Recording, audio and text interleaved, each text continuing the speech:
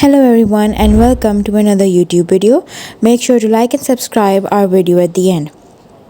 Now if you're a YouTuber and you want the community tab on your YouTube account, make sure to watch this video. Now open your YouTube application.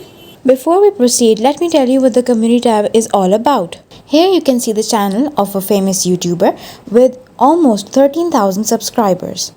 Here you can see various tabs: home, videos, playlists, and community. Over here, you can interact with your followers, have polls, have discussions, and a lot more. But to get this community tab on YouTube, you need to have at least 500 subscribers.